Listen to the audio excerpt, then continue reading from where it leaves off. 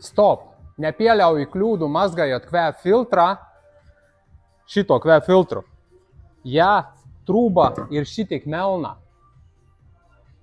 pilnībā sodrī, ja tava mašinai ir ļoti melna trūba izputēja, tad mazgāt šito kvēp filtru ir patiešām bezjēdzīgi, kā šitais klients izmazgāja 2 reizes šito kvēp filtru un tagad atbrauca pie mums viņu izņemt ārā. Tā kā padalīties ar šito video ar saviem draugiem, kad viņi neiekristu patiešām tādas lielas naudas, ka tu, piemēram, izņemt vajag viņu izmazgāt, likt atpakaļ un atkal ņemt ārā.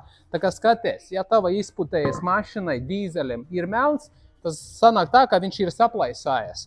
Skaties, viņš iekšā neko nevar redzēt. Vispār ir smuki, ļoti smuki. No tās puses šī neko neredzēs, šī ir katalizators.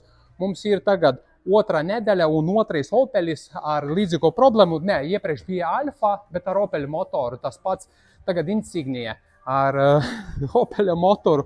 Mēs tūlītas viņu atzagēsim ārā, skaties. Tad mēs šitā vietā izzagēsim. Un tu varēsi paskatīties, kādas viņam ir plaisas. Šitie katalizators mēs viņu atstāsim iekšā, šito atzagēsim, un tūlītas būs tālāk turpinājums video, kādas ir plaisas tai mašinai. Tā kā mazgāšana pagaidām vispār nav nekādas jāgas. Mēs arī parādīsim to, kad taisim diagnostiku pirms viņu izņemot ārā. Diagnostika rāda, ka pretspiediens ir ļoti labs. Vispār nav to pretspiediena. Ideāls ir kvēp filtrs, jo spiediena devējs, kur viņam stāv iekšā, viņš mēra pa šitam trūbiņam un divam, cik ir pirms kvēp filtrā spiedenis, un spiedenis rāda ideāls, perfekts, nav vispār spiedeni. Nu, protams, jo viņš ir saplaisājies, laiž visu garām, jūs mazgājat, izmazgāt to kvēp filtru, tur rezultāti ir uz aparāta čotka, ļoti labi, pretspiedeni vairs nav, viss tīrs, bet reāla funkcija viņš nepilda.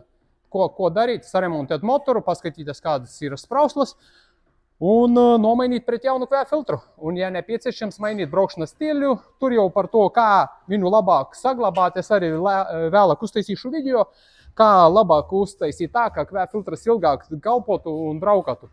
Ļoti bieži vien pat vīrieši, pat arī sievietes, kas eksploatē mašinas ar dīzeļiem un kam ir ekoloģija iekšā, viņi pat nezin, kad var noslēpēt, kad nedrīkst noslēpēt. Ne visas mašinas rāda, kad veids reģenerācija tiem, kāda eļa, piemēram, servisam jāliek C3, jābūt obligāti ar apzīmējumu. Tā kā tūlītas Flexis ies darba un redzēsiet, kāds ir viņam saplaisājies vai ne. Tā kā un teicu, kvēp filtrs ir saplaisājies, varat apskatīties, cik vietas viņš ir saplaisājies. Redzat? Šeit plaisa, šeit, šeit, šeit. Visur ir plaisas, bet arī šitie galā pat arī redzi plaisas šķībi ir. Tā kā tādēļ mazgājot, ka izmazgāt to kvēp filtru, pretspiediens strādā labs, bet reāli viņš ir sabojots.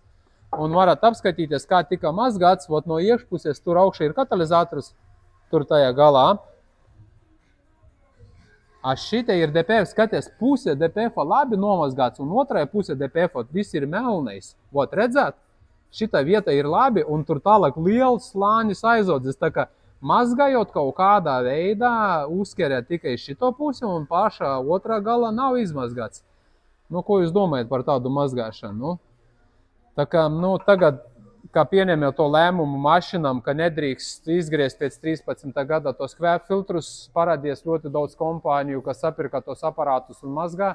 Nu, nezinu, vajadzētu pie kaut kādiem nopietniem meistariem, kam ir ļoti liela, nu, var teikt, pieredze un kvalitatīva dara, un kaut kādā veidā viņi iemācījuši pārbaudīt tos kvēp filtrus, vai viņam ir plaisas vai nav, kad nebūtu tā, kā šitam klientam. Tu izmazgāji, ieliki atpakaļ, nav labi, atkal izmazgāji, ieliki atpakaļ, nav labi, un trešā reize jau brauciņiem viņu ārā, pēc tam jau nākamā gada būs remonts sprauslam un jauns kvēp filtrs. Jauns kvēp filtrs šitai mašinai, ja oriģinālais 2000 eiro. Plus sprauslas darbiņš tā kā salasīsies pāri 3 štukiem. Nu, izstāsts par Opeļa mazgāšanu. Padalīties šito video ar savā draugiem, kā noteikt, kā kvēp filtrs ir beigts, kad viņš arī neiekrist to kvēp filtra noņemšana, uzstādīšana, mazgāšana ne jau 20 vai 30 eiro maksā, bet 100. Tā kā jauku dienu tev. Čau!